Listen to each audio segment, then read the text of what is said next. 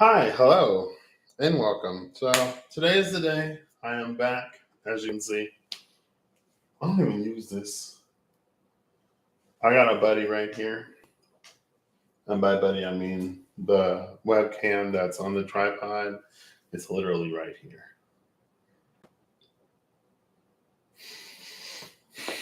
I got it for the desk view that I never use. Anyway, so I've made it back to my office. I guess I made it back to this room, obviously. And I'm going to put the cards away and the dice. The dice I'm not going to roll. I'm literally just going to put these away. So we'll start here. This has been just, hey, how you doing? How are you this lovely evening? If the evening is lovely, I guess. Yeah, I'm not going to roll these. I'm just going to put these away. And I'm going to reclaim my desk space. Hello, Holly. Good day. Hey, Eve. How you doing? How art thou? I'm like, hold up. Here we go. It is time to put it all away. And we're going to get some final cards and see what they say. So, I'm doing well, I guess. I don't know. This is the screen right now. This is how I am. This is an accurate reflection of how I am. This is blur. Yeah, it's totally that. But yeah, I'm doing well. It's just that I am coming to the end of I'm gonna delete this. Coming to the end of my introductory phase into, well, I guess it brings its own introductory phase at the same time. So basically, what I'm trying to say is that the day shift part of my training is over. I no longer train on days as of tomorrow. I'm working a half day tomorrow, and then I am fully on my shift. And everybody that I've spent the past 2 months getting to know, the upper majority of them I will not see. I will never see again. Which is like, it's bittersweet, but it's fine. I guess I'm also ready. And I've been trying to be of a mind to like be more ready, if that makes sense, or not be more ready, to be independent, not independent.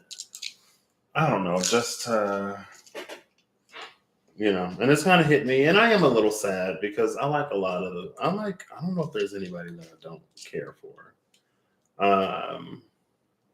You're fine, Kia. Um, Yeah, I like everybody that I work with, and I feel like I've spent some time, like I said, getting to know them, and now it's like I'm moving to a different shift where literally nobody will be the same. I will literally see,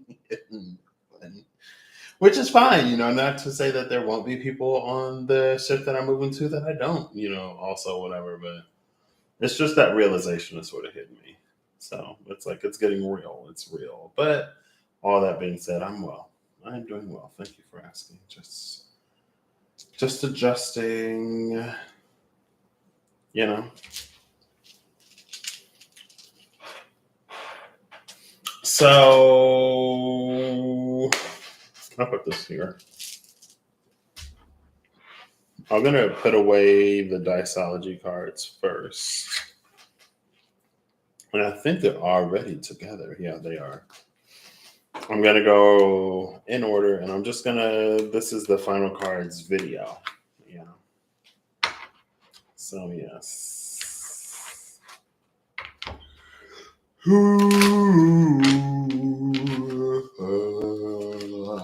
Excuse me.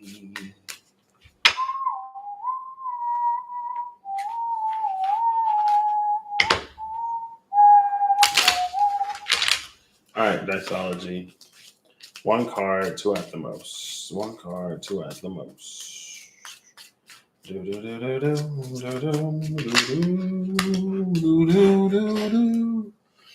Ooh, oh, two cards.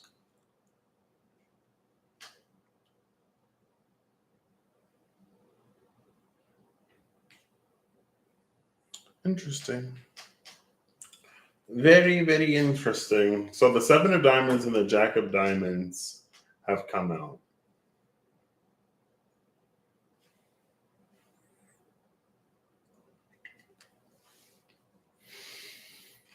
Seven of Diamonds, a well-crafted illusion, a contaminant blowing in the breeze, searching for an open eye. A contaminant blowing in the breeze, searching for an open eye is basically just like,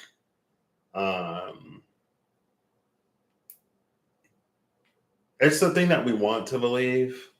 Like this is like it says it's a well-crafted illusion, but it isn't really. It's a lie that we want to believe to be true, and so it's not. You know what I mean? I don't know. Um, that's literally it. It's the thing that we wish to believe to be true rather than what is true. And then on the other side, the Jack of Diamonds is a full recognition of the self that has yet to be realized, being spurred into action and aligning the bodies. So one like sees the truth of the self, and one sees a truth of self that they wish there was. And then the bottom of the deck was on the cusp of realization, a shared vision, and a quickening. So a full recognition of self that has yet to be realized in the Jack of Diamonds, and then on the cusp of realization in this Three of Pentacles. Oh, the Seven of Swords came out with the Chariot. What was you saying? To count the ones you want to believe. The Seven of Swords. Oh, this is the Seven of Diamonds. But the Seven of Swords came out with the Chariot as the final cards for the Spirit Keeper's Tarot, I'm pretty sure.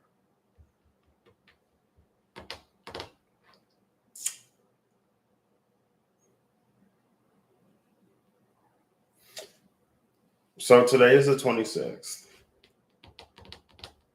which means that my everything is rusty. That means that in the Mayan calendar, in the dream spell, at least specifically, we have entered the White Overtone Wizard galactic year, or that's the thing for this year. Last year, it was the red self-existing moon.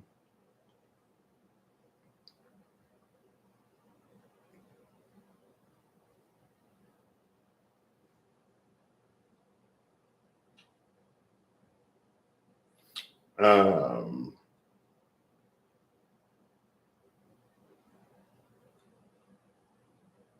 I feel like I was going somewhere with that.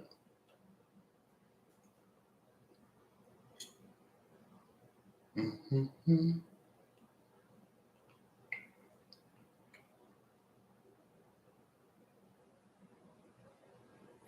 I mean, I feel like it is what it.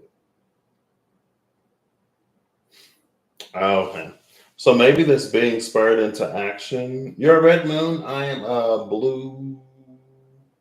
No, I'm a yellow warrior. I'm a figment of your imagination. I'm a yellow warrior. Um, I think it's this being spurred into action. Because I'm like, because there is a part of this that it's like, whatever the mind believes it sees, it the eyes see. And whatever the mind believes that the ears hear, oh, that's the moon. Is that a half moon? It's almost looking like a half moon. Maybe like pushing like what's what now? 3/5. Um, I'll just see it like right there. Anyway, and that like whatever basically the mind creates the experience.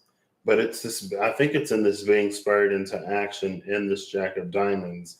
The Three of Clubs can be a Three of Wands energy. Um, the Three of Wands came out in the before or after tarot with a full energy that was like the boat was down in the water, the Three of Wands was up on the cliff, and they had to like hang glide or paraglide or parachute or just, you know, just go for it. Whatever this being spurred into action is on this Jack of Diamonds, that's probably what's going to tell us or what's going to let us know if it's truth or if it's fiction.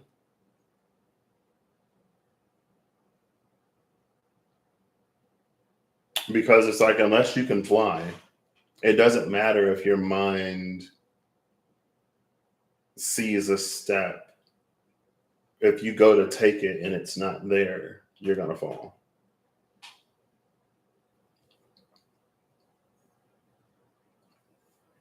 Or if you treat something as if it's level and it's not, then like you're going to be affected by it.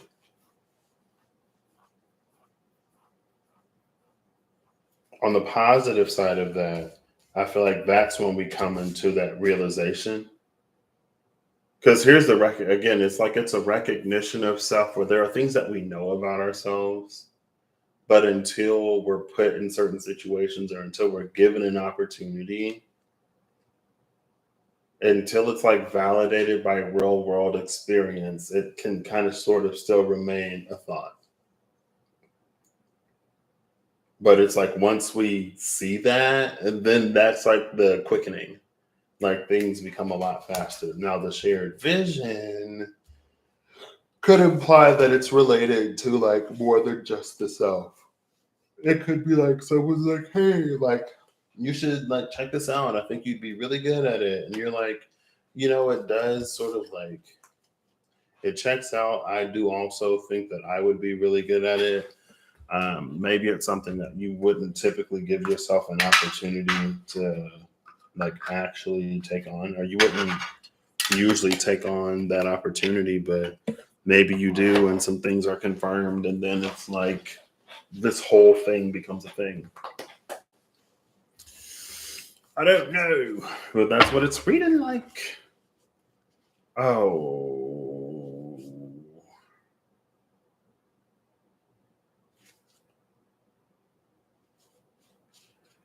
Oh, these were the first 11 cards. I was like, why are these face up and the rest are face down? I did all of these decks like this. Excuse me. Oh my gosh, you're in the yellow folk too? I'm yellow folk. Yellow folk. There's Yellow Seed, Yellow Warrior, Yellow Sun. Apparently, that one I didn't know. And I think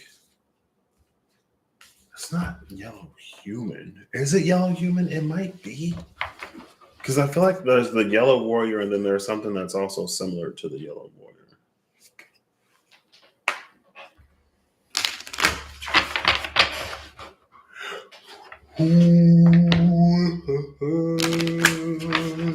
Excuse me. I think I'm a Yellow Solar Warrior. I believe I'm also of the solar tone. You're a moon with a solar tone? That's interesting. Ooh. Okay. Next, we're going to go for the Mystical Shaman Oracle cards.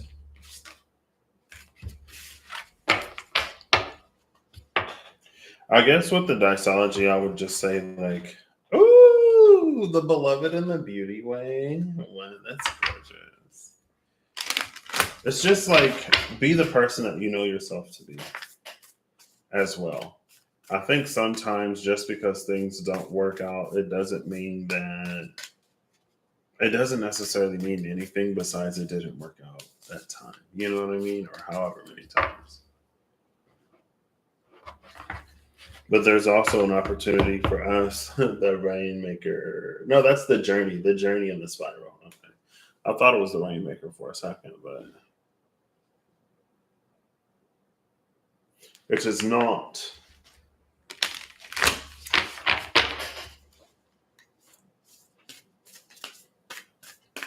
Yeah, there's something with those. I feel like it goes deeper than I'm wanting to go tonight. So, yeah, exactly. It's funny that you say that. Okay. All of the cards are here. Mystical Shaman, Oracle cards. What is your last one, two? Okay.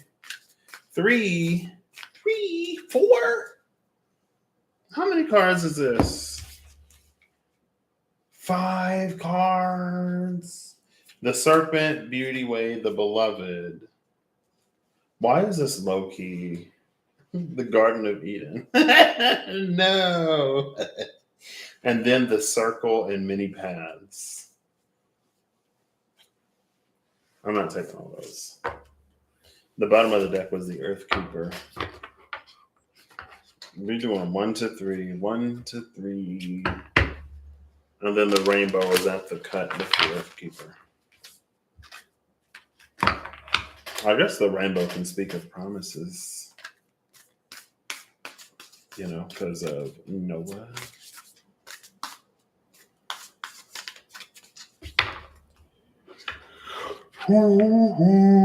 The Vision Quest and Taming the Winds. All right. Have you really? It's funny that you mentioned that because somebody else that may or may not be watching this video mentioned Eden and Lilith earlier today. And I was like, why Eden and Lilith? And I don't remember.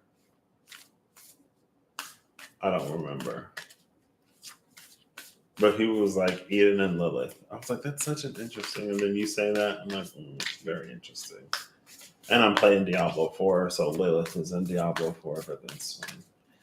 All right. Mystical Shaman Oracle cards, 1 to 3 cards. Let's send Patrick off to sleep for today. And now I'm like, should I stay up? Like, I don't know how I'm going to adjust my sleep schedule. It's fine. It'll be fine. It'll work out.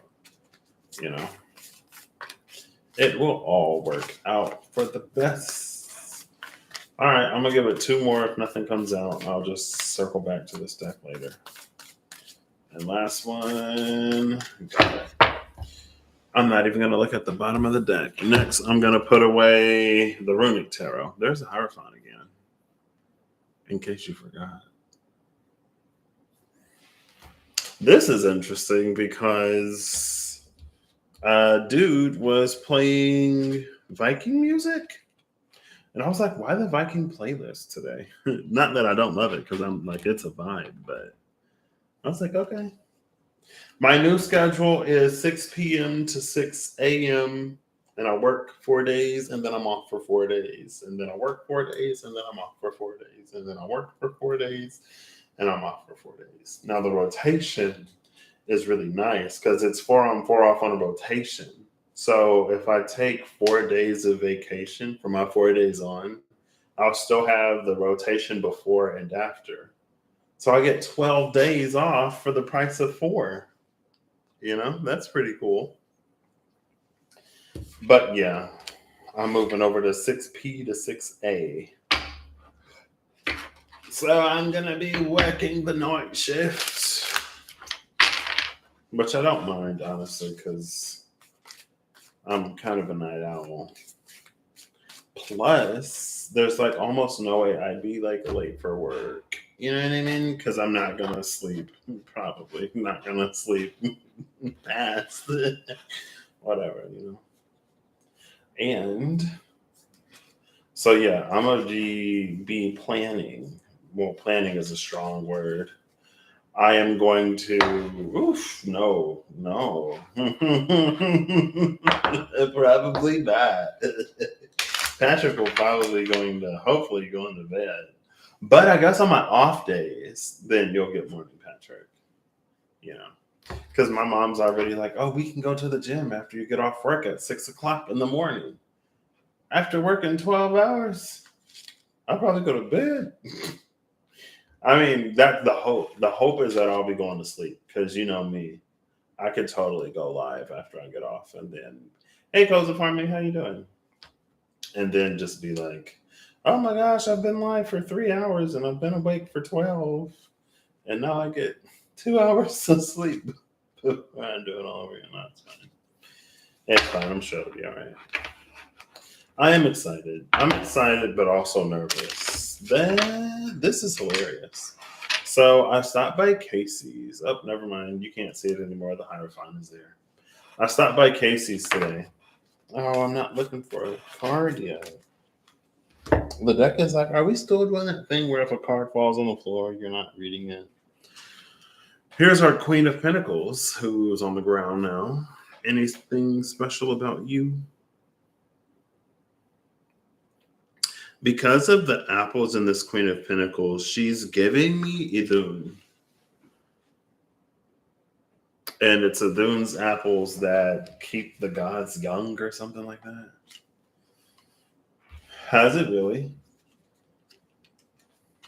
Oh, snap. Well, I guess, yeah, we are like pretty firmly into Leo season. Oh, yeah, I went to Casey's.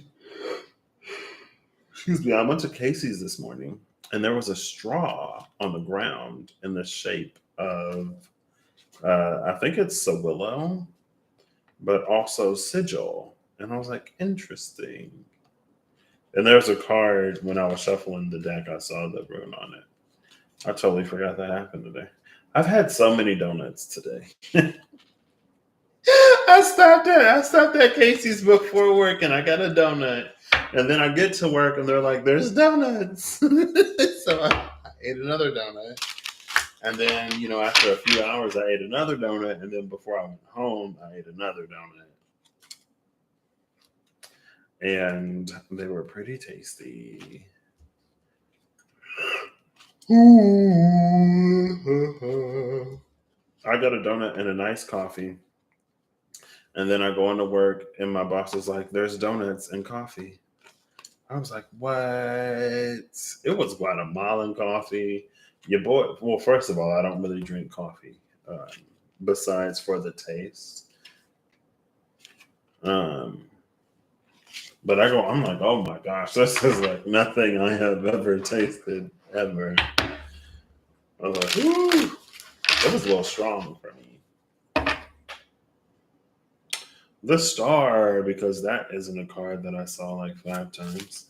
All right, Runic Tarot, final card. We'll do 1 to 3. That's the rule today. 1 to 3. I'm gonna do 5, 4, 3, 2, 1. You're silent too? Okay, we'll move on to the next deck. The next deck that I'm going to put away is the Dreams of Gaia Tarot. Boom. Who was that? Emotions. Emotions. Emotional. People. Places and things. You know?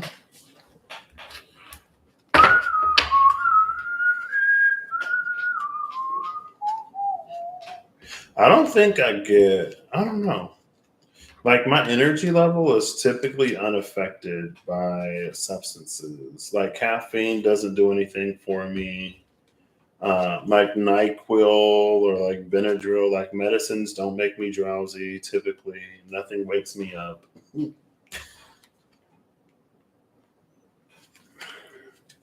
My body just operates on its own relative cycles. And there's not much I can do about it. Which is nice for like working overnight. Because if I stay up for long enough, I'll get a second wind and then a third wind and then a fourth wind. And if I don't go to bed in between the winds, I'll be up for like ever. I told Rob last night, I was like, I stayed awake for almost 72 hours once. The first 40 hours just happened. And then after that, it became a challenge for like how long I could stay awake.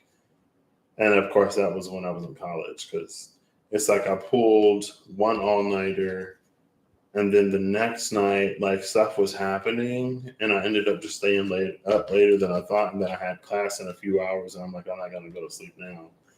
And then after class that day, I was like, well, if I go to bed now, I'll be up all night. So I'll try to stay up until tonight. And then once tonight came, I was like, well, now it's the weekend. Now let's see if I can, make it to 72 hours. I think I got in the 60s before I crashed. And I was like, man, so close. So close. Okay. Dreams of Gaia Tarot. Will you be the first tarot deck that gives us cards?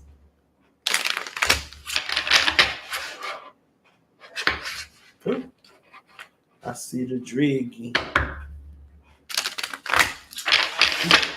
Okay. Dreams of Gaia. 1 to 3 cards. Thank you. Was it just the one? It's the 5 of Water. Yep. Oh no, it's 2 cards.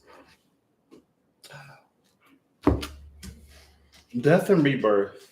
Oh, earlier today I realized, because I was thinking about it, I guess, or it was just in the back of my brain, because sometimes things go there. And I was like, because Isis came out in the Bereaved, which is the 3 of Swords, I think before I started pulling cards. Like, it just came out. It was Apocalypse, Judgment, another card, and then the Knight of Wands. It was Apocalypse, Shining Flame, and the Bereaved. And it was like Isis is waiting for a sign or waiting for something to go ahead with the rebirth, waiting for the last piece to come. And then it was the 4 parts of the soul that I still didn't look up, so I still don't know. And then it felt like the Knight of Wands was bringing that last part. And then when I pulled the cards for, I keep wanting to say Pisces, for Cancer season into Leo season, the first Leo season energy, so not like the first thing that Leo season is bringing, but the overall Leo season energy was the Emperor. Oh my gosh, I didn't realize that part. I didn't realize it was the Emperor, but I did realize that it was the Death card. It was the Reaper. And, it's like death and rebirth. Now, in the SKT, literally the Necromancer could have come out. But that's neither here nor there. It was like Isis associated with resurrection. And then like the Death card was there, rebirth. And I was like, wow. Earlier today, I was like, wow, I didn't even catch that. Now I'm like, the Emperor that is reborn or resurrected is Osiris. And I'm like, oh, okay, well, that one was right in front of me. Even though I talked about it, it flew right over my head. But anyway, Death, Rebirth, 13, and the 5 of Water came out.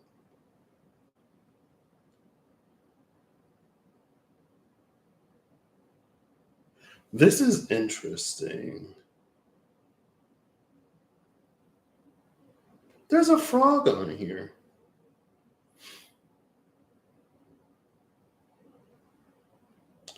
This, like, going off of the Isis Osiris, I did, well, you didn't ask me, but I saw earlier, I think on someone's Instagram story.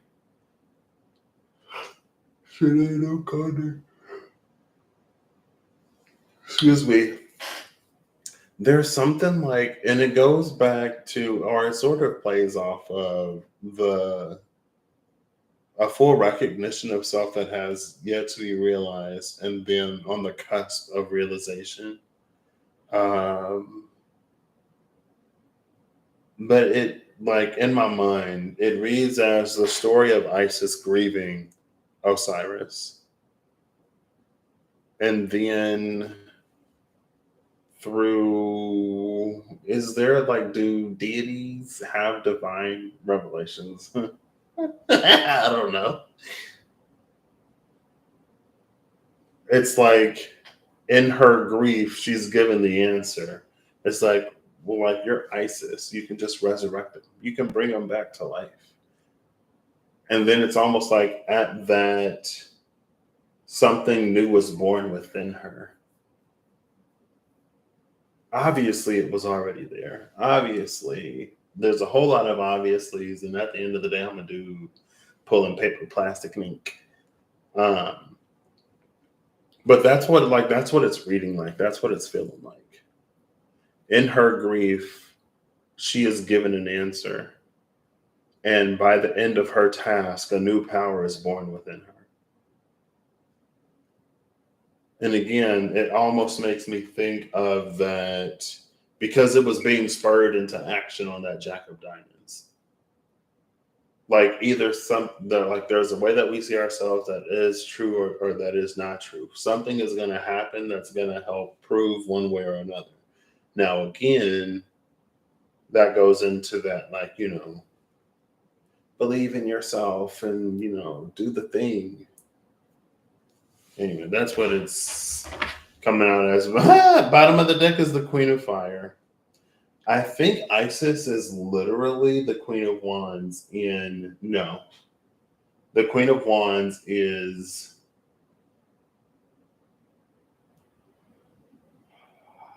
it might be Hathor. I think Isis is the Princess of Wands in the Tarot Apocalypses. But anyway, Queen of Fire. At the bottom of the deck.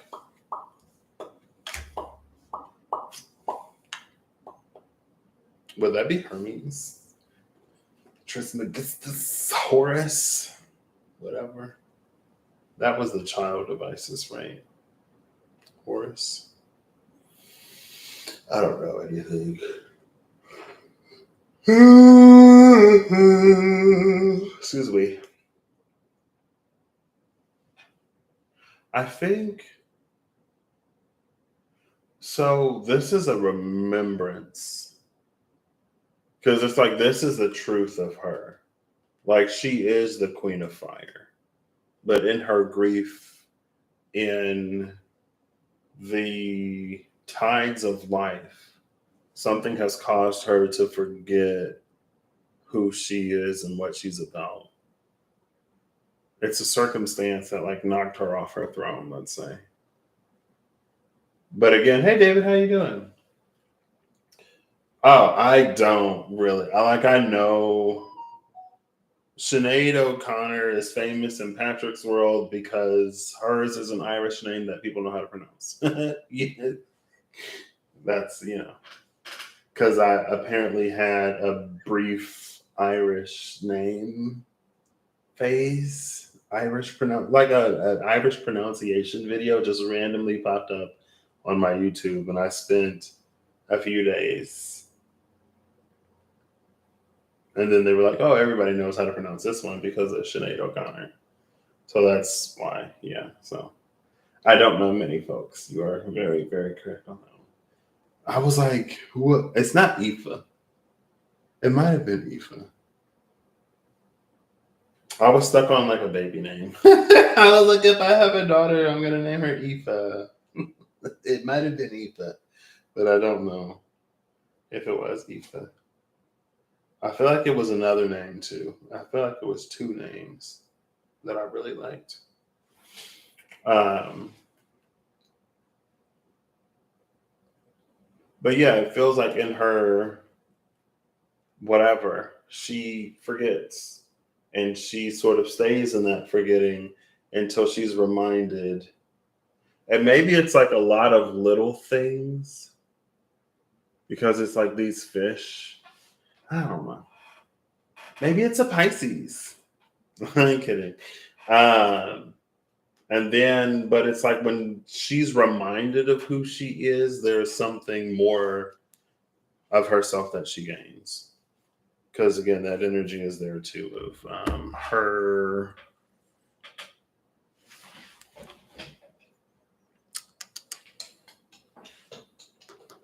There's my runic tarot box. But where? Oh, it's right here. Behind little Ganesha. Excuse me. Blah, blah, blah, blah, blah, blah, blah, blah. And it wasn't Quiva. It was Siobhan. That's what it was. Siobhan. Siobhan was the name that I was like obsessed with. It might have been Aoife and Siobhan, but I remember it was definitely Siobhan.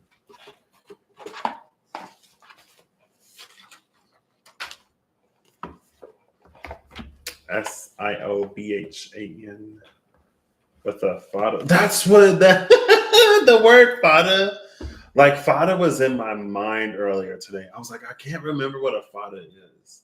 I think the fada is the accent mark over some of the letters in like Irish words. I believe, like I said, I watched like one video a while ago. I will put you here for now. Well, we'll do the wild unknown next, and then I will slide this here.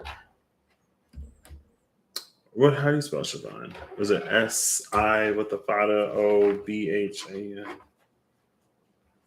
I don't remember. I have approximate knowledge of many things. All right, I see the chariot. Bottom of the deck over here is the Ace of Pentacles. We're just going to put all of these cards back. So apparently, I was talking to Max today. If you don't know who Max is, that's fine. And I was telling him about, it came up. Oh, I was asking him about ISIS. That's why. I asked him about ISIS. And then he was telling me about ISIS, and I told him, I was like, yeah, she just like, last night I went live and she popped up like, I'm here. And then I was like, Venus just went retrograde. Well, Venus retrograded Leo when the sun entered Leo. And so they're going to conjunct in Leo. And then I was like, I don't know if it's going to be a superior or an inferior conjunction. And I know very, very, very little about astrology, especially when it comes to Venus and her 5-point rotation around the sun and all that stuff. Like, I don't know. I barely know. I probably, because of Russell, probably that's the only reason why I know about the inferior and superior conjunction. So I guess I've heard somebody else talk about that before too. At least one person. Well, I guess, it was kind of hot. But anyway, I was like, I don't know if she's going to do a superior or inferior conjunction with the sun when she switches from either the morning star to the evening star or vice versa. And I was like, it would make sense if she had a superior conjunction, because I think the superior conjunction is the one where she's like emerging from the underworld. But then I did a quick Google search. That might have been wrong because it was a quick Google search. And like I said, I know not much about Venus and astrology besides, the typical. And it said that she would be having an inferior conjunction. And I was like, what? That does not fit the narrative. That does not fit the story. You know what I mean? Like, maybe it would explain some stuff potentially, but like Venus was supposed to be having a superior. Venus was supposed to be emerging from the underworld, and it was supposed to fit the Phaeton. Phaeton fell into Eridanus because he flew too close and too far from the earth when he was pulling his daddy Apollo chariot. And Zeus struck him down because, life on earth was at jeopardy and danger. And Phaeton's been like pulling the chariot in the underworld so that, I don't know, somehow he comes back to life and he's ready to pull Apollo's, his father's. He's ready to inherit the reins, if you will. And because I was like, yeah, like that came up. And then again, Isis associated with resurrection. And then I was talking about how Inanna became Inanna Ishtar when she came, like rose from the, you know what I mean? And then it's like, no, that's not what's happening. And I was like, oh, okay, well, it is the year of and that's when I was like, it's the year of the white overtone wizard now. And that overtone is interesting because it feels like the overtone means something. I know even less about the Mayan dream spell. But that overtone is interesting because it feels like there's some wiggle room or something.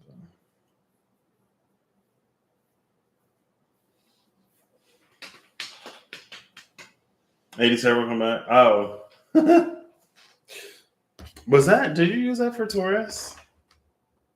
I think that maybe it wasn't. that was the pick a card? Was that the pick a card that you did that? I remember you talking about the glamour shots too.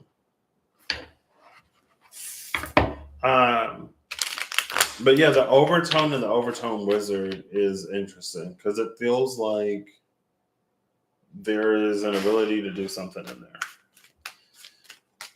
All right. Well known. Final card, please. Ooh. Ooh. The Eight of Cups.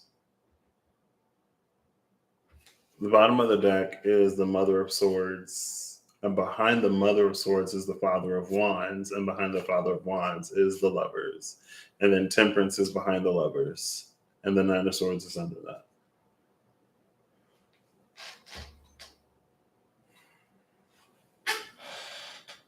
Where does this focus?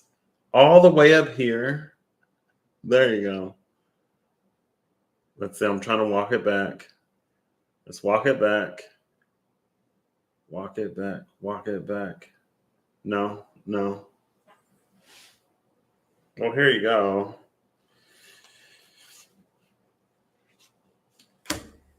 I'll fix this. There are ways to manually adjust the camera.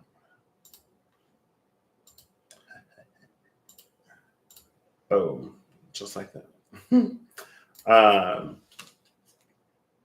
So the Mother of Swords, the Father of Wands, and the Lovers at the bottom of the deck, followed by Temperance. Well, yeah, Mother of Swords, Father of Wands, the Lovers, and Temperance. Hey, there's Karen the Heron. This is interesting.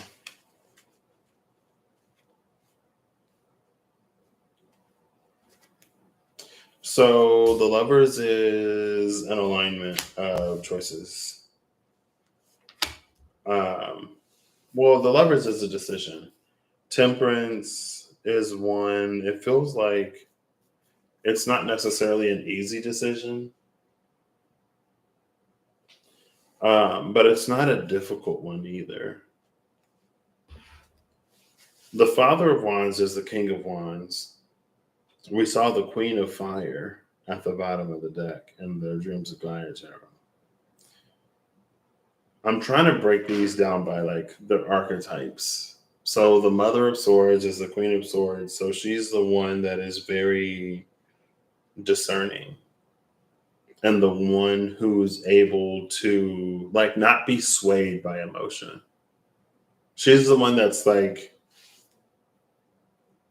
it's not that she's cold-hearted and it's not that she's like she doesn't care, but it's almost like where the Mother of Cups or the Queen of Cups or even the Queen of Pentacles might get like swept up in the drama or in the emotion of a story to the point where it starts to distort their view of things. The Queen of Swords is like, I hear what you're saying, but it's not making sense. Because if you felt this way, if you really felt this way, you wouldn't have done that. And you wouldn't have done this other thing. So you came in here and you tried to play on my emotions. Well, joke's on you. It's like, the math ain't mathing here. 1 and 2 ain't adding up to 3. And I guess it is the Eight of Cups. So maybe the Eight of Cups is like, it could be a time to be a little less emotional. But I'm personally, I think there's always room for emotion. And then the Father of Wands is the accomplisher. The Father of Wands is the one that goes out and like does things and makes a name for himself. Like the Father of Wands feels like it can play into the like braggy, egotistical shadow side of Leo.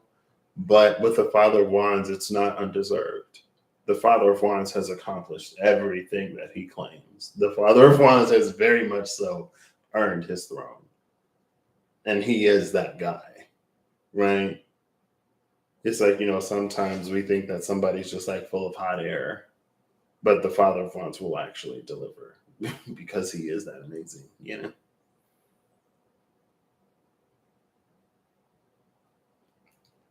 And then the lovers is here and temperance is here.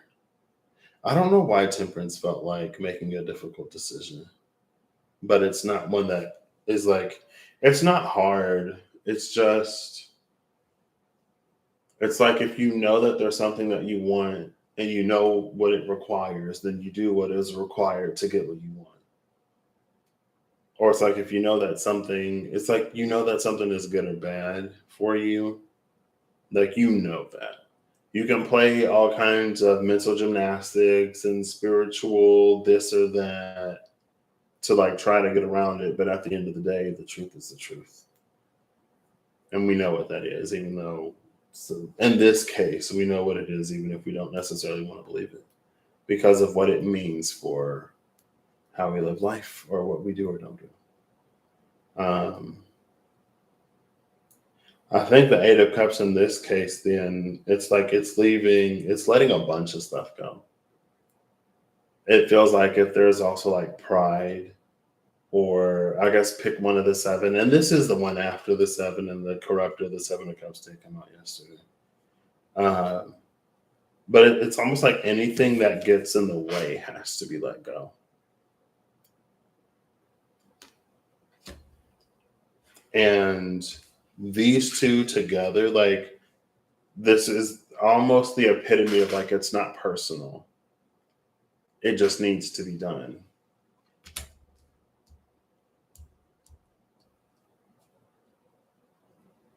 We see temperance with this Nine of Swords. And there's the Five of Cups, which is that Five of Water, and then the Ace of Swords.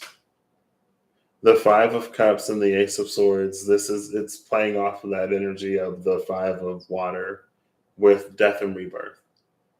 Like there was the Queen of Water who life had just taken through the ringer for some at some point, and really sort of like got her in her head in a way that she isn't usually.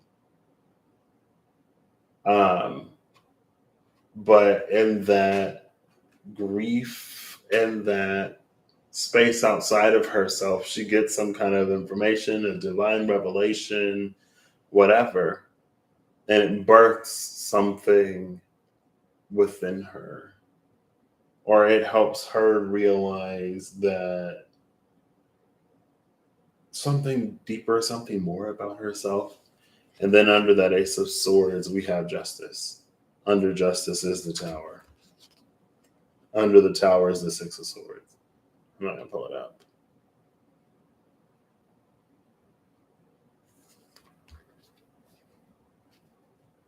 No, the Tower was the one that had the Axe of Shiva, the one that removes corruption.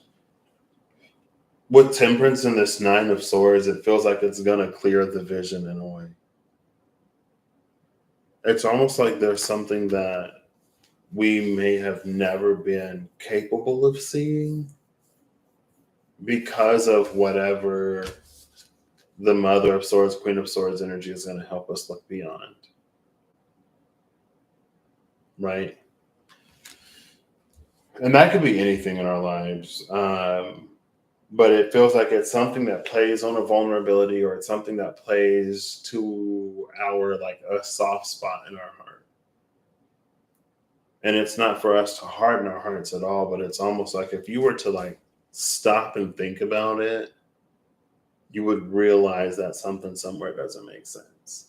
And it makes me think of, I did cybersecurity training like a month ago, maybe. It's due by the end of August, never mind. I did a cybersecurity training like a month ago, and they were like, with a lot of like scams and phishing emails and stuff, they'll create a sense of urgency. It's like, you need to do this before pretty much immediately or else. And it's like in that sense, in that state of like urgency, then we don't necessarily read through everything as quickly. And a lot of phishing attempts, it's pretty obvious that it's not real. Like the website will be spelled wrong or it'll be completely different. Like in the email, it'll be like your Amazon account, blah, blah, blah. But if you look, like Amazon is nowhere in the email address. It'll be like number, letter, number at Amazoo dot cuckoo for Cocoa Puffs. I don't know. Anyway, it's like in the absence of that state of urgency, in the absence of all of the artificial conditions that the phishing attempt creates in order to get us to bypass logic, like we fall for it.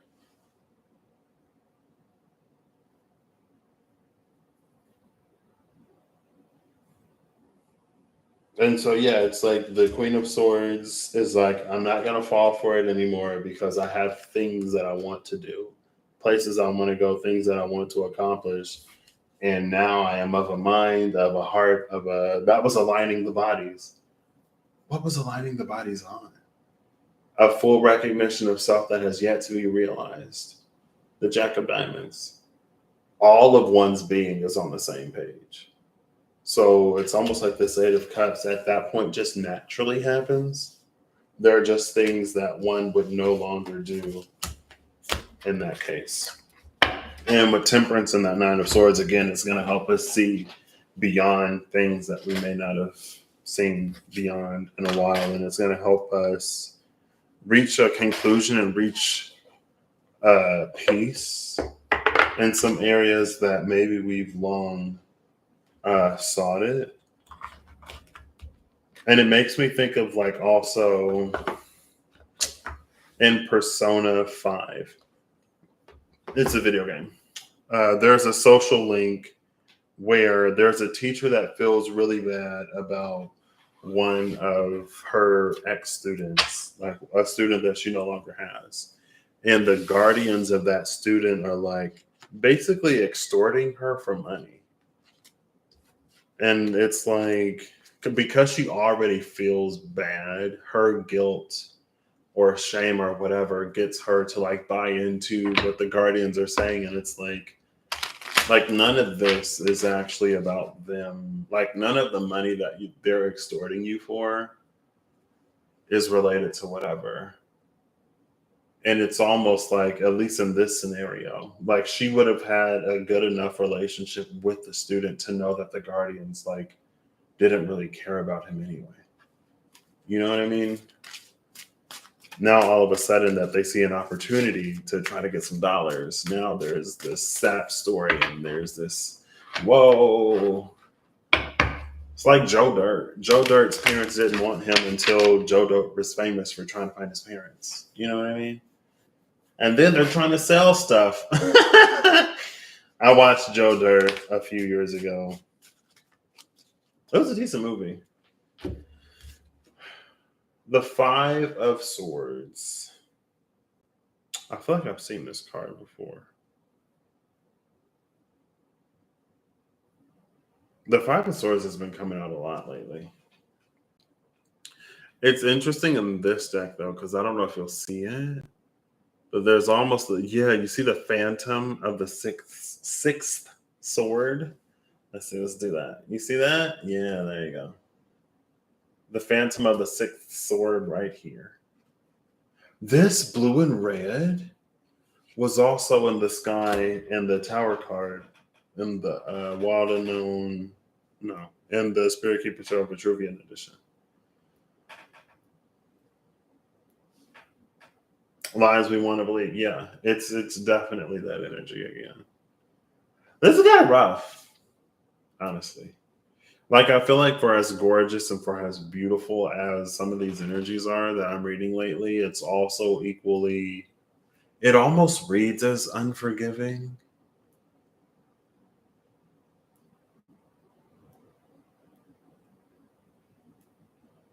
But it's not.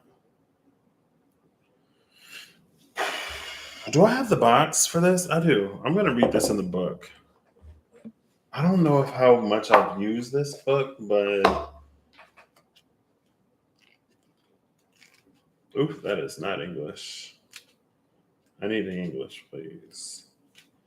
The Inglés, por favor. The ego criticise. I forget how to say English in Chinese. Is it go? America go? No, ego. Ego. No, ego. Is that Japanese? I don't know. Gene and go, that's Japanese. Mean. I don't remember.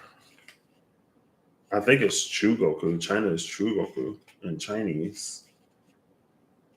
No, that's Japanese. Meiguo. China is Meiguo, I think, in China. Anyway, it doesn't matter. In Mandarin specifically, I took like half a semester of Mandarin in high school. No, I did a semester of Mandarin in high school. And then I was going to do it for the second semester, but it conflicted with AP Bio, and I took AP Bio. So, which was actually nice because somehow the teacher, like for me, the class wasn't that difficult. I'm also decent at memorizing things. Um, the class wasn't that difficult. And I took the AP test, and like the AP test was easier than her tests. And then when I got to college, I was like, wow, she did an amazing job teaching that class because I am there. I don't know, and it's interesting because again, for a long time, I didn't think that my hometown had much of anything to offer, but apparently it does. This is the White Dwarf. White Dwarf, when we're in the White Overtone Wizard year. Where'd the moon go? Oh, the moon is gone. It has risen outside of my windowscape.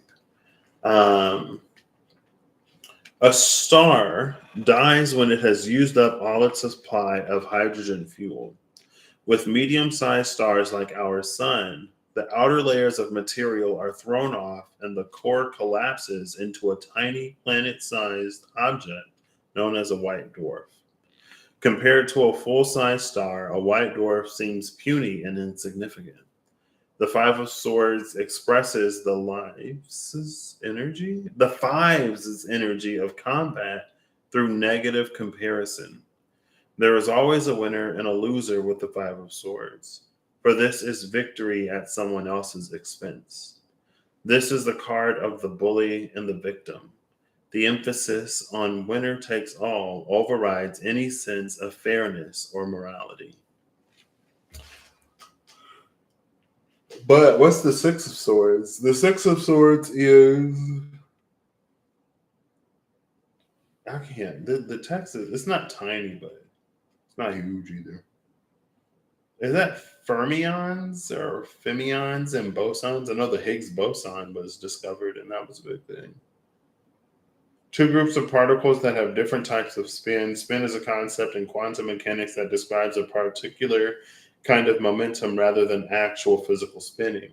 The particles in an atom are all fermions, fermions, femions. I don't know. While force carrier particles are bosons. No two fermions can exist in the same state in the same place at the same time, but bosons can. The Six of Swords describes a parallel situation in life where we really cannot exist in the same place at the same time as someone or something else. This is the card of moving on to pastures new for the sake of our own inner peace. Here, the Six's sense of harmony comes from forward momentum. Unlike the Six of Cups, which is backward looking, this Six finds peace in moving into the future. So there you go. And I read the Six of Swords because again, there's like the sixth sword is already like I see the shadow of it. I don't know if it fully appears on camera, but I see it. I guess there's another little one right there, so it would kind of be the seven, but we're done with the Seven Swords. It's fine. You were fine with AP Bio, but AP Chemistry kicked your butt. Yeah, AP Chemistry was definitely a different beast. I didn't take the AP test in chemistry because I took that my junior year. And in my junior year, it's not that I didn't care, but like I took AP classes and didn't even take the AP test. Only took AP Calculus and AP biology. Like those are the only tests I took, but that's neither here nor there.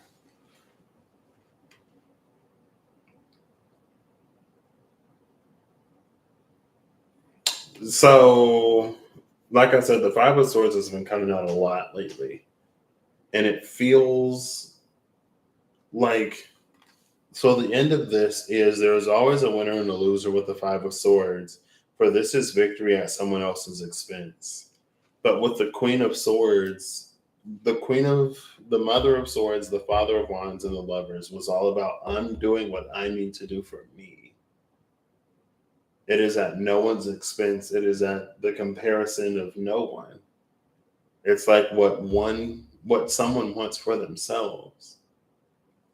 And from the outside, if we're used to having a certain amount of access, or if we're used to a person appearing in a certain way, then of course, like the competition falls on the person that perceives whatever is competition. You know what I mean? Like the competition is non existent. And maybe that's the thing about the Six of Swords energy that's almost here. It's like when we can get out of competition, then we can all sort of move into the places that we're meant to be moving into. And that's the strength of like the Emperor and the Reaper. And then also with the Archangel of Glory. And it was another major, I'm pretty sure. I don't remember. But it's like it's all for self. It's a realization of self, a full recognition of self that is yet to be realized, being spurred into action, and then on the cusp of realization and a quickening. Like it's all self centric.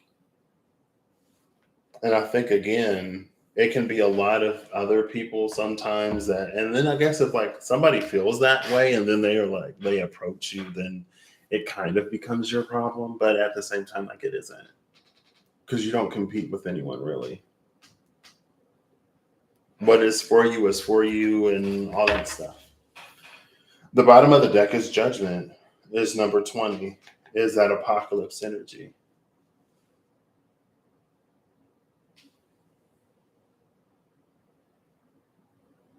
It's almost like rather than being in competition with people, you're in cooperation with people. And that was that the shared vision in the Three of Clubs.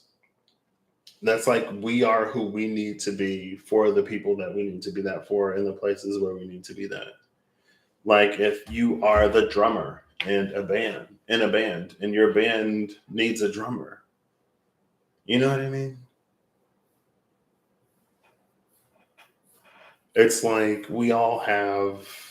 there's something that we all have to contribute. I'll say it that way. And when we become, it's an energy that's focused on contribution and cooperation rather than competition. Like this video is already long enough and I got more decks. I don't have to sit here and try to, keep beating around the bush. Or like the point is made. And if it isn't, then take it as it resonates. Use your own discernment, or maybe this one ain't for you. I don't know. Anyway, this is the one that's in cooperation. But there's it's an energy that speaks to the magnitude of all that is available to change right now.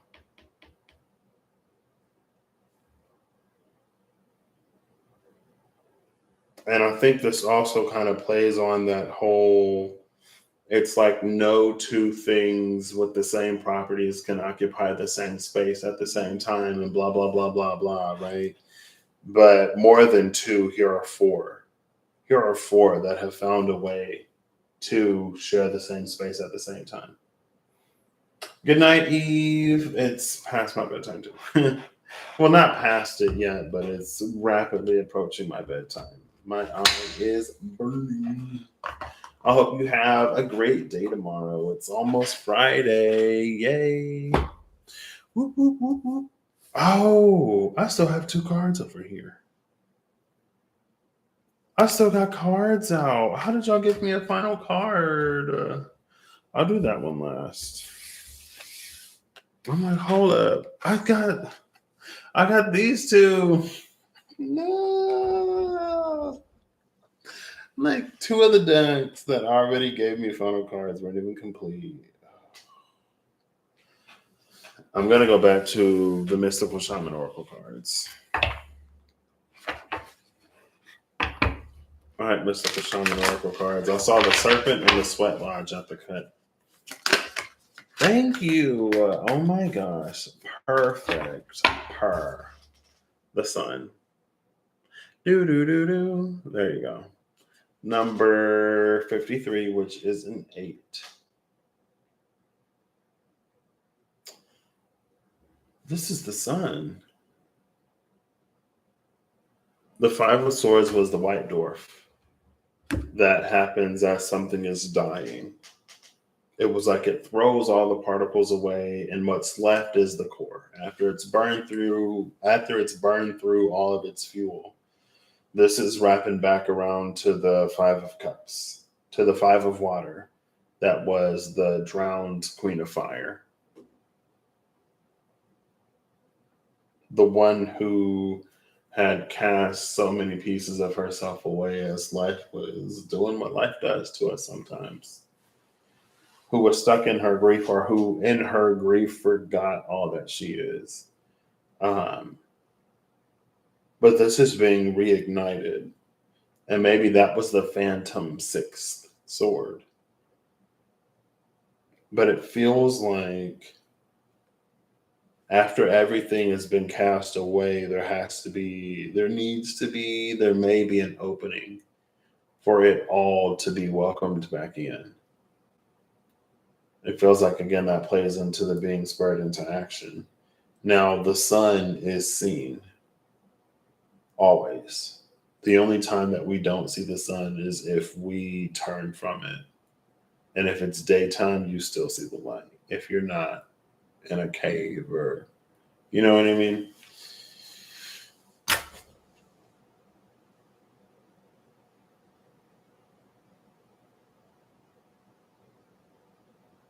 The bottom of the deck is the corn. Then under the corn is the spiral. The corn.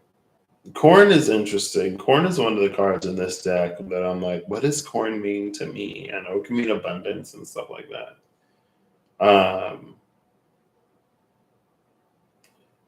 The sun to the corn is the life giver.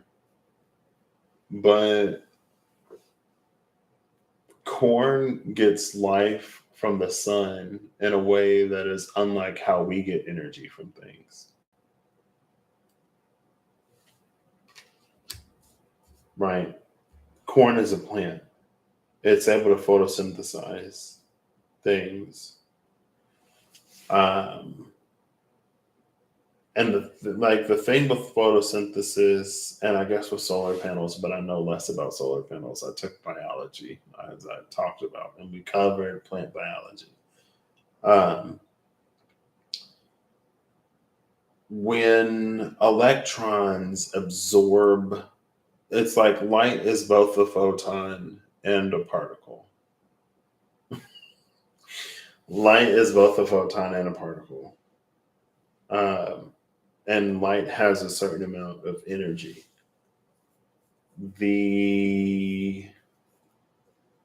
I'm sorry, like that's wavelengths and stuff and frequency, and blue light has shorter wavelengths, greater frequency, and maybe more energy. Red light has like longer wavelengths and does like a lower frequency. It's like this is red light and this is blue light, basically, or like the closer you get to violet. So electrons are particles, talking about everything that isn't a boson. Electrons absorb energy, and it's almost like quantified. Like there's a certain amount of energy, and then it'll jump into a different phase. when the electron loses that energy and falls back to rest, it emits light. And we can see that, and that's like colors. Depending on the frequency and the wavelength of the light, it appears as a different color or whatever. So it's almost this like energy for energy.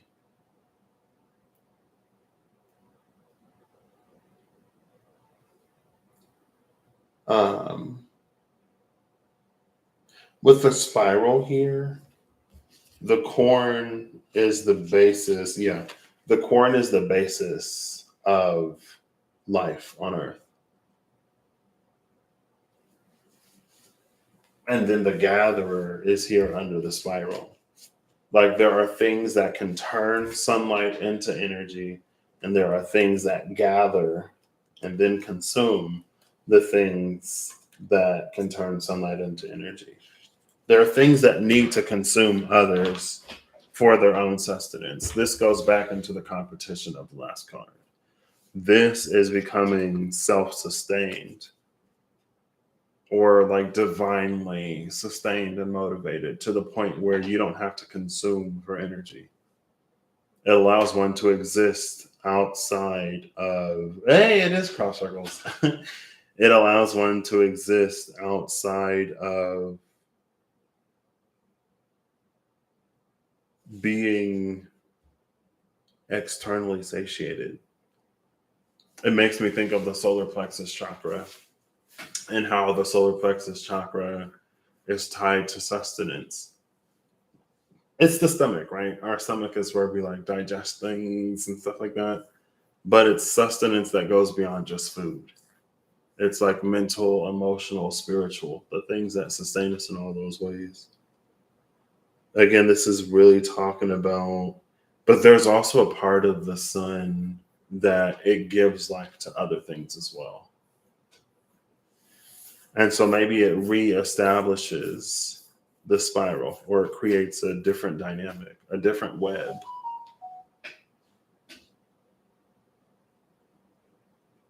Something much more mutual.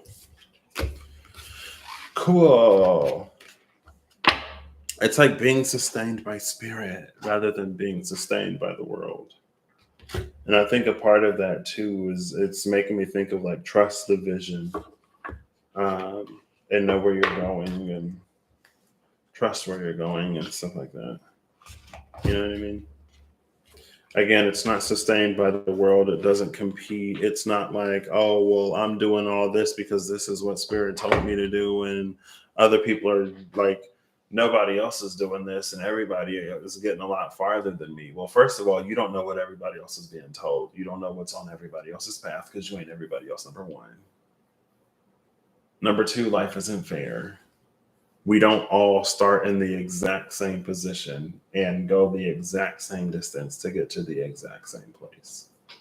Some of those boundaries, again, are artificial. Some of them purposefully erected. But it's like, I don't know. It's like to find someone to blame or to make excuses is to, I don't know. That's part of that Eight of Swords or the Eight of Cups, that the Mother of Swords and the Father of Wands are on the same page. They're like, it doesn't matter. We got to do what we got to do to get where we want to go. And it's not about competing with anybody else. It ain't about taking. It's about just following, changing one's own life, what one wants to do for their own life in their own mind. You know what I mean? It's the difference between I want to get fit and exercise because I want to feel healthy in my body. And oh, this person just broke up with me, so I'm going to get hot and I'm going to show them what they're missing out on and they're going to regret doing this and doing that. Completely different motivators. Same outcome. Put in the same energy. Both people are in the gym. Both people are working on their fitness. Both people are probably seeing gains. But for the one who is self, whatever, it feeds self. It is not dependent upon whether or not somebody regrets leaving or whatever. None of that is within one person's control anyway. Corn makes me think of it goes in and it comes out exactly as it went in. And maybe that's that too, especially speaking of energy. The energy that we give towards something is the energy that it's going to carry when we get it. So if we try to get something with rotted energy, then it's going to have rotted energy when we have it in hand. You know what I mean? All right, Runic Tarot. You have to give me a card now. So I'm just going to keep shuffling until you give me 1 to 3 because it's an hour and 15 minutes and I'm ready to go to bed. All right, Runic Tarot. Well, we'll do 3, 2. Oh, there we go. Thank you.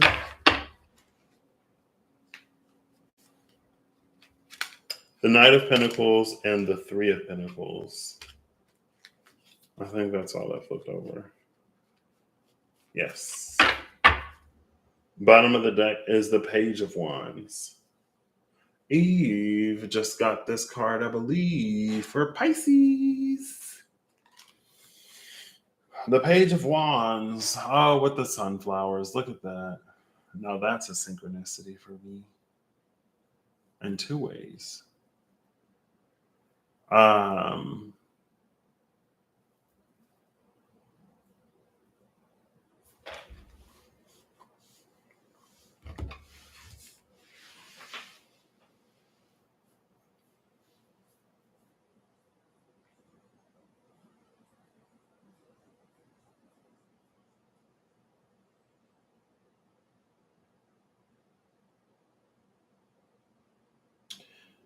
Knight of Pentacles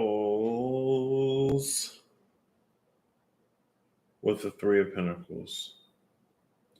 The Knight of Pentacles is the card of literally putting in the work. Whatever is necessary, whatever is required, no matter how long it takes, is the Knight of Pentacles. And because of that, the Knight of Pentacles is often the slowest knight. But doesn't have to be. But it's often viewed that way. Also typically depicted as like not necessarily moving as fast as the other ones. Now, what's interesting in this 3 of Shields is, I think this is like a Norse compass or something like that. This is the Mason. The Mason also came out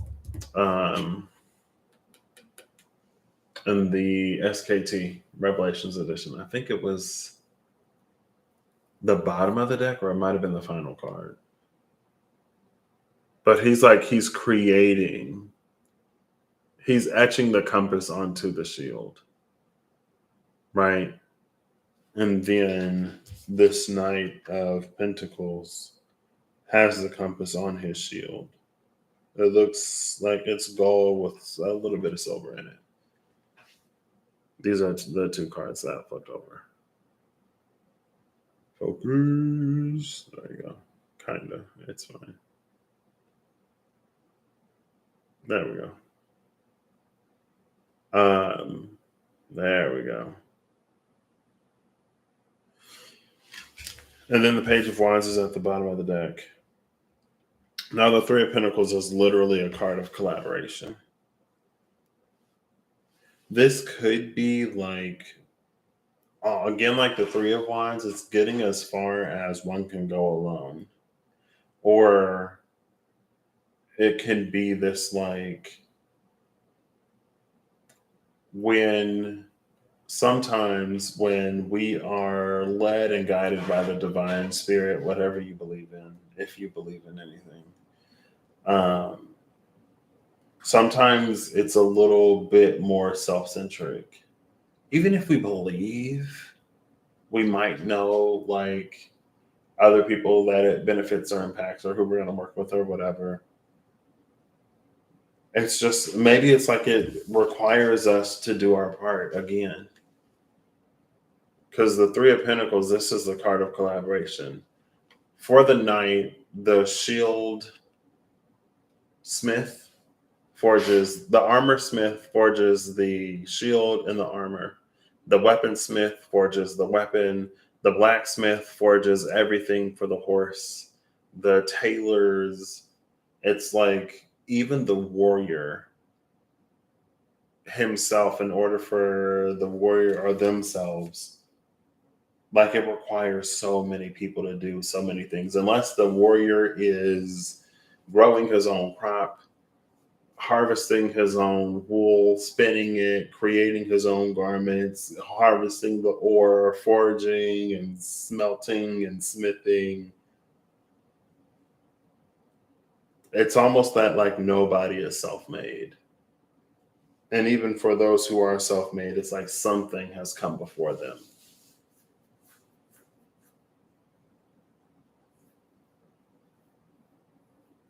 Now, what we do with it, on the other hand, it's not just the stuff. The knight is just as important. The warrior is just as important because anybody can wear the armor and pick up the sword or try to pick up the sword and do all kinds of stuff. Doesn't necessarily put them in the same vein as this person, but not everybody is. It makes me think of Monster Hunter, the new one, Rise, and how there are people in the village who are like, oh, there's a monster attack. Like, I want to help fight. And they're like, by you providing food for the hunters, that is you helping. By you providing armor, that is you helping. It also makes me think of like the people who protect the loved ones of the warriors.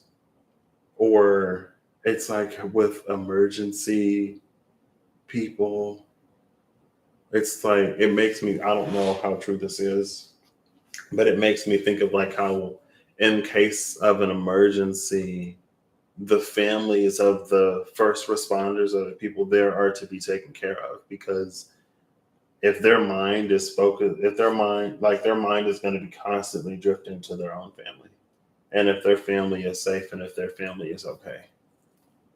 And when they're that distracted, it impacts performance. When there's that peace of mind and they can focus on the task at hand. Now, this Page of Wands is interesting, though, because it feels like this is an attempt. Of course it is. This is an attempt to externalize something that comes from within. So all of this, like the Knight of Pentacles, has been working on themselves in whatever way they've been working on themselves. The Page of Wands is that bringing it to the outside world. Also, we see the sunflowers. It kind of makes me think of the sun.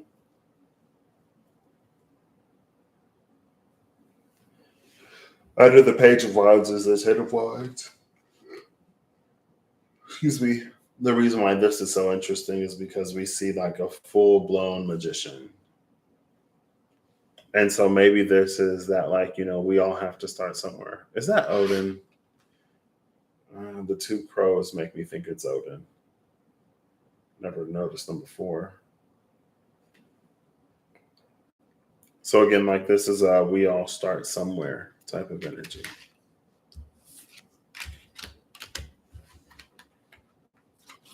This is interesting because again, like while no one person is sort of like self-made because of everything that already exists in the world, regardless of the fact if they have help or not, it's also not to sell oneself short. Because that, like the Three of Pentacles, is an energy where everyone is required. Everyone has something to contribute. So it's not to reduce one's own contribution or shrink away from that either. Like there's so much, well, I guess temperance was with the Nine of Swords, but there's so much like balance all over this that's kind of interesting. But also I think that's kind of a part of the energy of that King of Wands. That the Father of Wands was the one who has earned the right to be boastful, who has earned the ego on his head and whose head is rightfully inflated. Anything and everything the King of Wands claims he can back up and more. He's actually capable of more, believe it or not.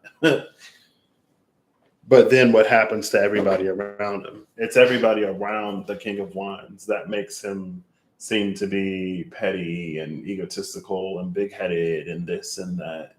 be it jealousy, be it whatever it is.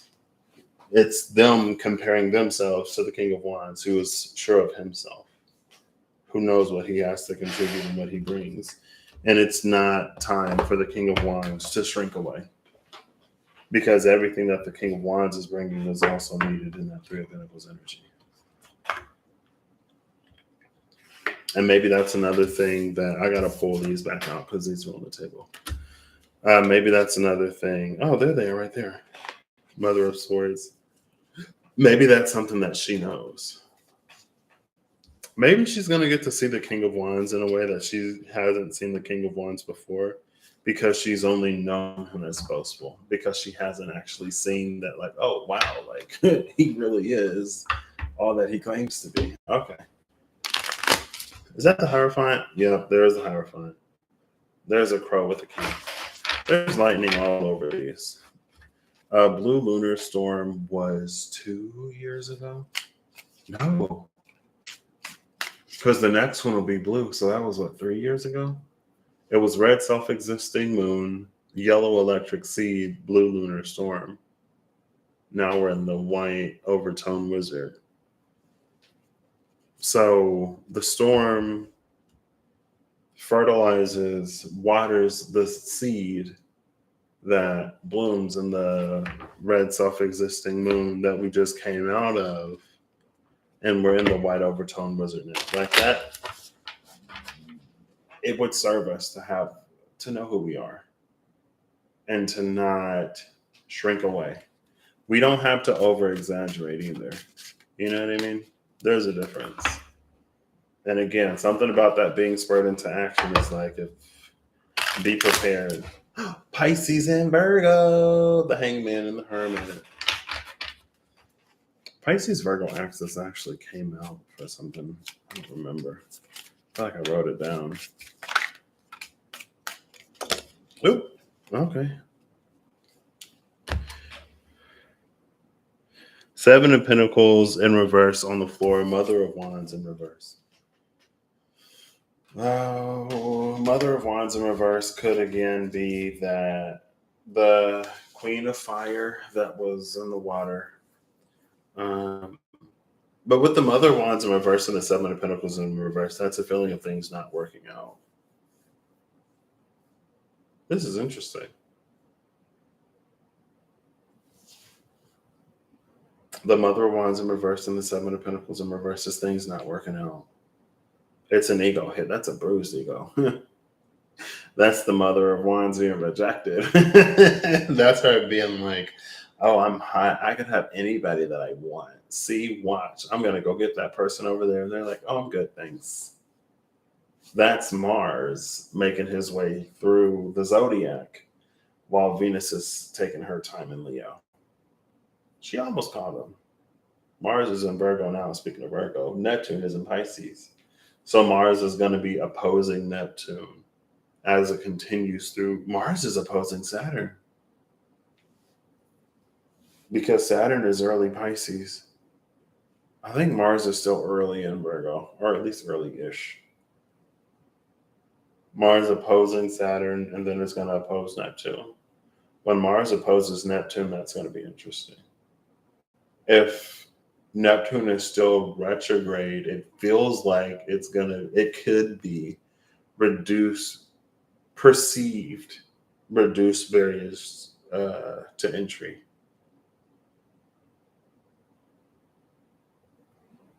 It's like Mars is going to be like, I know, Mars is in Virgo. So Mars could know exactly what it needs to do in order to make that dream come true. And again, that energy came out earlier. It's like that was the temperance for the Nine of Swords. It may require something that maybe a previous version wasn't willing or able or capable of giving. Maybe it would have been a sacrifice at one point in time. But again, that plays into the shining flame.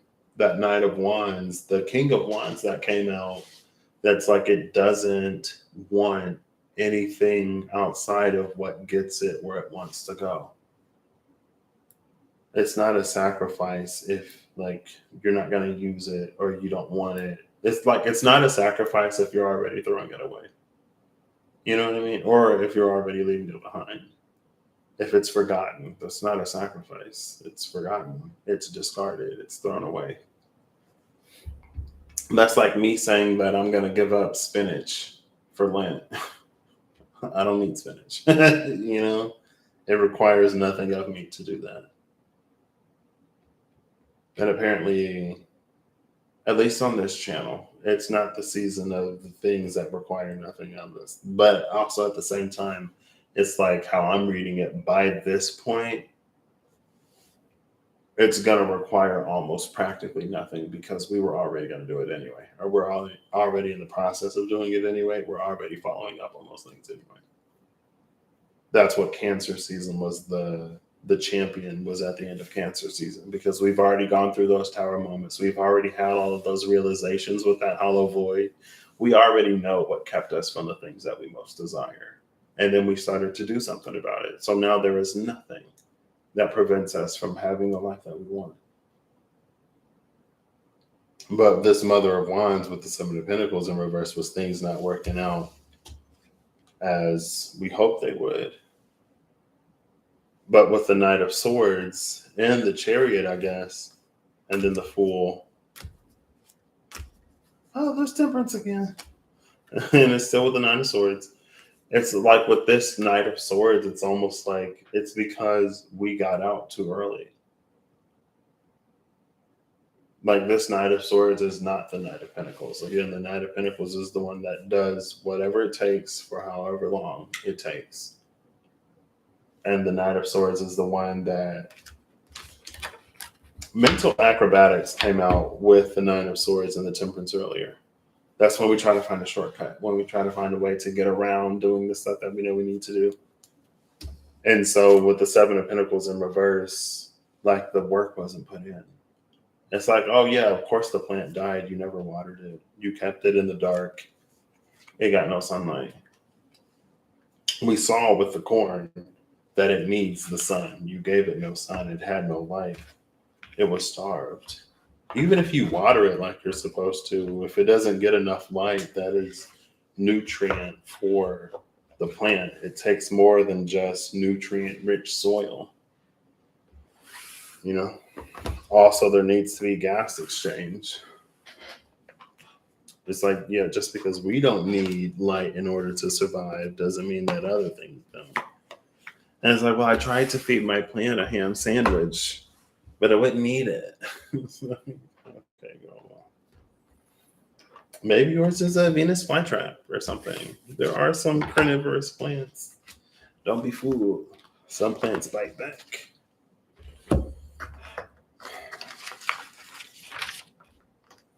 Now we're back here. Oh, there she is.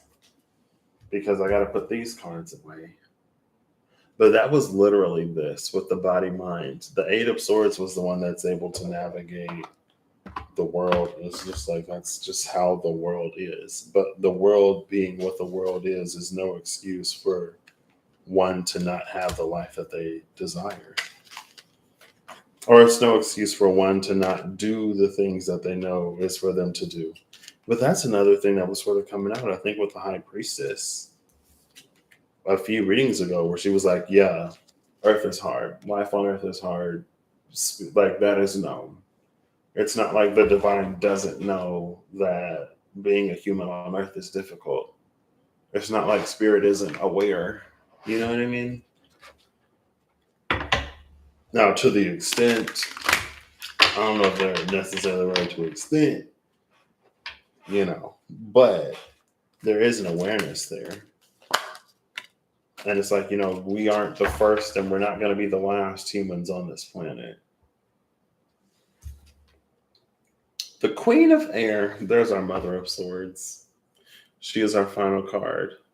Oh, look, there's the owl again, too. Bottom of the deck is knowledge, which was the beginning of, it was knowledge, the Three of Air, and healing.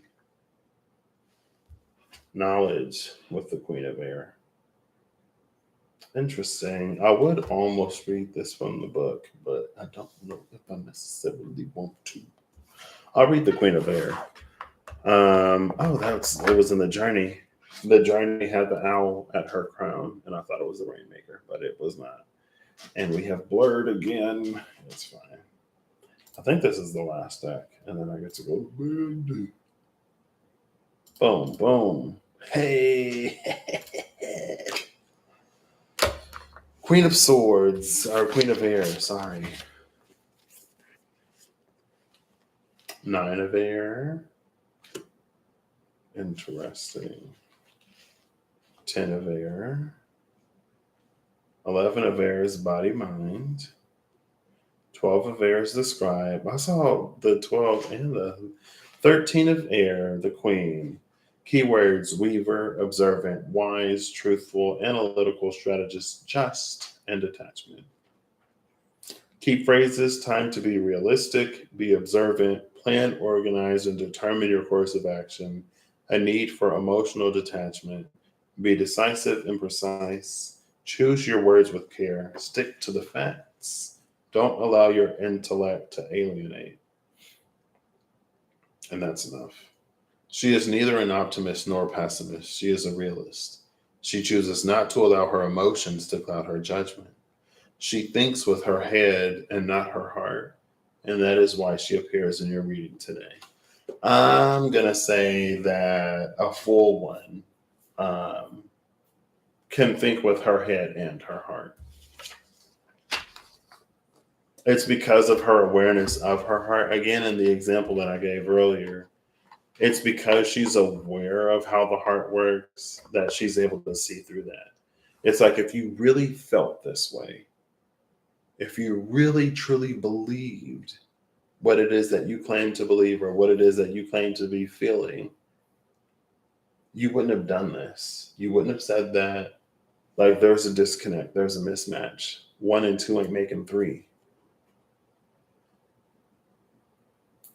And she's like, I know, because I have a heart, believe it or not. I'm not a cold bleep, bleep, bleep, bleep, bleep, bleep, bleep, bleep, bleep, bleep, bleep, bleep, bleep. Like they would have you believe because bleep, bleep, bleep, bleep, bleep, bleep, bleep. It's a common misconception, sometimes rightfully so. But then, yeah, people be like, oh my gosh, the Queen of Swords is so heartless. Like, the Queen of Swords, like, she's so cold because I went to her with my sap story and she didn't buy it. It's like, okay. Sure. I guess this is the video, which was a lot of it's the final cards. The final cards aren't often, not always, too drastically different. Sometimes they are. Sometimes it's different. Sometimes it's a new approach. Again, it's like it's not in Leo season. It's not a time to shrink or to shy away from certain things, but also Venus is retrograding Leo in this season. So it probably also isn't a time to be too entitled to something. You know what I mean? It's like when we think that something should be given or when we think that something is deserved, but then it's like, well, you didn't even why? Why do you feel this way? When you did absolutely nothing. Because so and so has it, so I should have it too. Okay, well, so and so is putting in they're doing this and they're doing that and they're doing all of these other things that you don't see because that's what they do behind closed doors. Because those are conversations that they have with the divine that you're not privy to, that you're not a part of. A lot of times we don't see, it's like it's easy to see the success or the failures of somebody and to compare when we don't, there's so much to another's journey that we don't see. It's not even a fair comparison. But also, you can strive for better and strive for more because you want better and you want more for you. It doesn't have to be to have more than somebody else. Competition is not necessary. And then in the absence of competition, sometimes cooperation can birth things that competition would never because egos will get bruised and greed would get in the way and everything else would get all weird. I don't know. That's what the cards are saying. And apparently, Venus is going into her inferior conjunction. I could be wrong. I could be very wrong because it was a quick Google search that took too long to find the answer. Um, so, yeah, she's actually headed into the underworld. But again, that's why I was so surprised that Venus is going into the underworld, because with everything, I would have thought that she was coming out of it. But I feel like that plays into the overtone of the white overtone wizard year.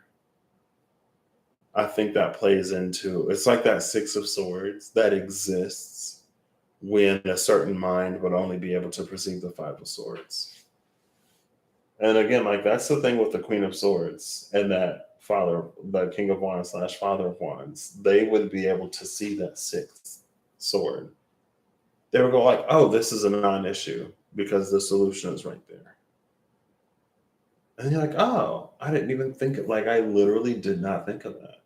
That's why an outside perspective and a pair of fresh eyes can be very helpful sometimes, because they're not as in the weeds or attached to a certain outcome, right? But anyway.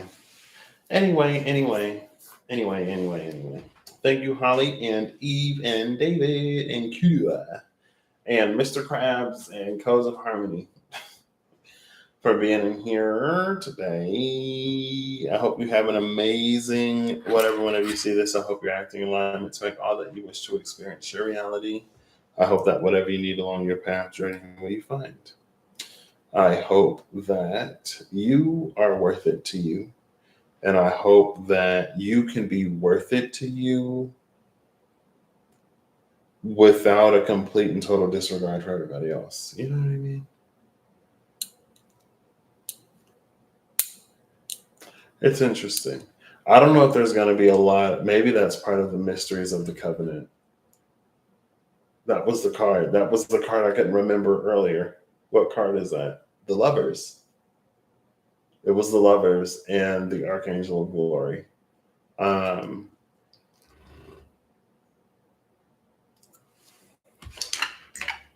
It's fine. There's a card in the Diceology that it's like the internal. I think there's actually a few cards. One is the internal invited to the external. And I think there's another one where it's like the internal truths being made apparent. But also that could be a part of that, a well-crafted illusion, a contaminant blowing in the breeze, searching for an open eye. It's basically the one that it's the thing that we want to believe. And because we want to believe it, we buy it. Doesn't matter if it makes sense. But the Mother of Swords ain't falling for that. The King of Wands ain't falling for that either.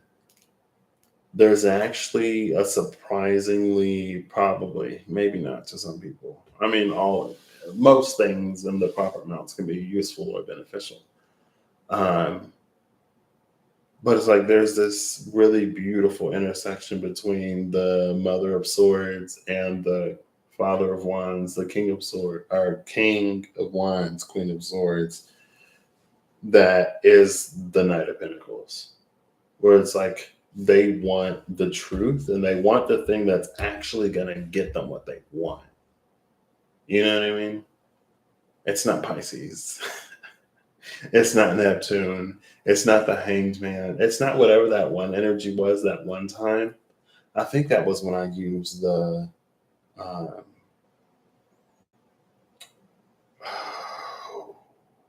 Osho Zen Tarot. It's not that energy that convinces itself that it is living or experiencing a certain thing. It's not the one that is consumed by the delusion and the fantasy. Like Neptune is going to be aspecting Mars.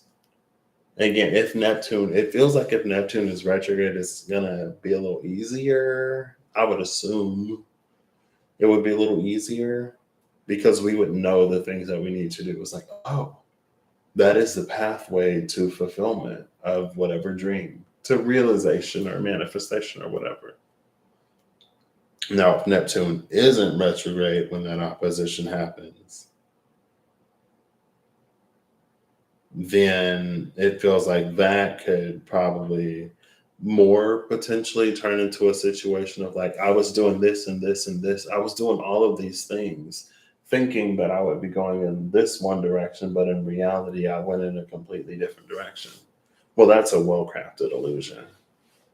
That's the contaminant. That's like you wanted to believe that whatever was happening, regardless of the fact that you knew it wasn't, but because you wanted it to be for whatever effort that you were putting in. And then you realize, oh, this thing that I built really quick in like a day that's incomplete can't withstand the force of whatever. I was like, well, if you do it right the first time, you don't have to do it again. And I don't want to be so like negative. That's the thing I've also been working on. It's just like perceptions are going to be what they are. I don't have to do or say anything in a way to not be, to try to not be whatever. Because I feel like there are definitely times where we try to be too easy and too understanding with ourselves to the point where we don't point out things that like need to be addressed, where we lie to ourselves. And because we do that, we don't get what we want. We don't go where we think we're going. We become the one that lives in the world of illusion. It's everything is up here, but nothing is moving. And because we've built bridges in our mind, we think that we're going to go from point A to point B, but we end up plunging into the water. And then it's like, oh, carrot on the stick. The divine is doing this. I've been lied to. And it's like, no, you didn't do what you knew what you had to do. And you tried to do your mental gymnastics and your spiritual whatever to bypass certain things rather than doing the thing that, again, you knew you needed to do. And I've been there like all my life, or for the upper majority of my life, because obviously not all my life. In some ways, I'm probably still there, but also in a lot of other ways, my conversation with me is like, you know what you need to do. That was the third part of my Saturn return, or was that the first? That was the first part of my Saturn return, I think. No, it happened in my Saturn return last year at some point. It was like there were quite a few things that I knew I needed to do, but because I didn't want to be confrontational, and because I didn't want to stir the pot, and because I didn't want to get anybody in trouble or whatever, I was like, I'm just gonna like not say anything and hope that things just improve. I had to learn that that was not the case. And then I would get upset and it's like, okay, well, I didn't do what I know I needed to do. So who am I upset with? Me? I don't have to be upset with me. I can own up to the fact that I didn't do whatever, and then I can choose to do it. And then we see where it goes from there. Now, if I actually do it and things don't turn out or work out, then that's one thing. But for me to sit here and make excuses for myself and try to believe the truth that I did when I know I didn't, it benefits nobody. It doesn't benefit me to lie to myself in those ways when I want better. But again, it comes down to what we want sometimes, and it also comes down to what we're willing to do to go for it, to get it, to make it reality, rather than to just have it up in the cloud, where we upload our consciousness to the cloud and live this like fantasy life. But in reality, things are like whatever they are. Anyway, it's fine. Hi, again. This video is what it is. It's fine. But again, it's just like, I feel like, again, it speaks to the possibility of what can be our reality. And it speaks to everything that is changing and moving and happening in a world that we sometimes do ourselves an injustice of when we look at it as it was before or how it always was. I think I was watching one of Reem's videos lately, and it reminded me of, I think that was that like the first time? Maybe it wasn't the first. It was one of the first times I had interacted with Reem. I remember. I was like, oh my gosh. um, but it reminds me of a few years ago when it was like allow the world to be rewritten came to me on a walk when I was with my buddy after I had a dream. And I was like, I think humanity isn't getting it.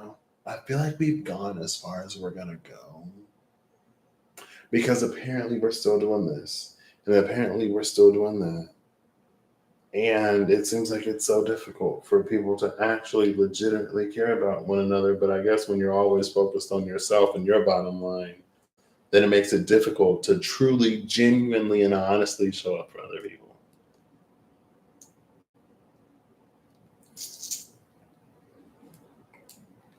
But then it was like, chill out. What are you talking about? In the dream, it's like that would be a destruction for which there is no, like, it just be over. You know what I mean? And then I was on my walk. And it was like, allow the world to be rewritten. Allow the world to be so much more than what you think it is because of your experience. I was like, okay. And then Patrick being Patrick was like, I see your allow the world to be rewritten, and I raise you a rewrite the world. And the ways that we rewrite the world is by us showing up differently and doing differently than what we do. You know what I mean? It's like us breaking our norms rather than us being like, oh, well, I'm already a mold breaker, so I'm just going to keep doing what I'm doing ad nauseum. And then eventually something's going to stick. It's like, okay, well, maybe, I don't know. Different paths are different. You know what I mean? For the one that is ahead of the game and ahead of the curve, at some point, it'll catch up. At that point, hopefully, we continue to move because if the world catches up to us and we stay still, then the world will leave us behind because the world is continuously moving. You know what I mean? And sometimes we can get complacent in our positioning things. And it's like, yeah, like, oh, well, we've been here and we're still moving anyway. It's fine.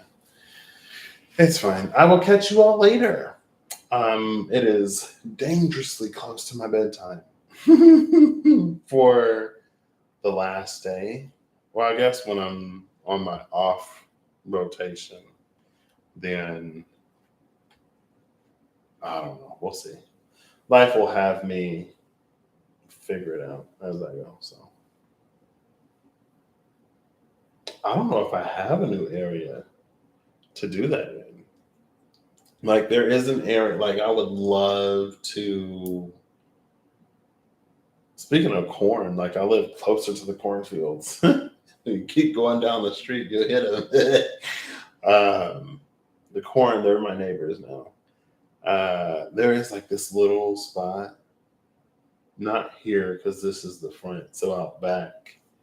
That is like I just love how like manicured it is. It looks gorgeous. It really does. I don't know. We'll see. We'll see. We'll see. I mean, with my 4 days off, hopefully I'll find some cool places to walk, at least in the country. Like 4 days, that's like an extended weekend. I could fly somewhere. You know what I mean?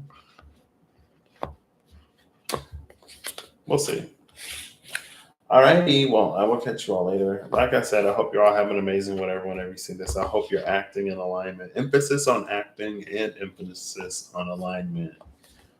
To experience all that you wish to experience. I hope you a healthy and powerful and strong discernment, partnered and paired with an intuition, and of course, matched with a will to see what you want to experience be your life. Or to at least have that conversation from an open and honest place. Because there are things in my life that I would like, but I am by no means willing to do what's required to get them. I don't want to say I'm not willing. I'll say I don't want to. Like there are some things that would be great to have, but for me, it wouldn't be worth the effort to get it. You know what I mean? And it's not me pushing, it's not me not pushing myself, but it's just like, I don't need that. But it'd be nice. Yeah, sure. And then I feel like it would be one of those things that, like, once I get it, then it's like I got it. It's like, I don't know, I'm looking for a little bit more fulfillment. But also, maybe it's my Taurus moon. Maybe it's my Earth moon that wants me to have like tangible, lasting things. Anyway, it's fine. All right, bye. I've rambled for far too long, or for long enough, for exactly long enough. Because why not? A wizard is never early or late. They are always on time.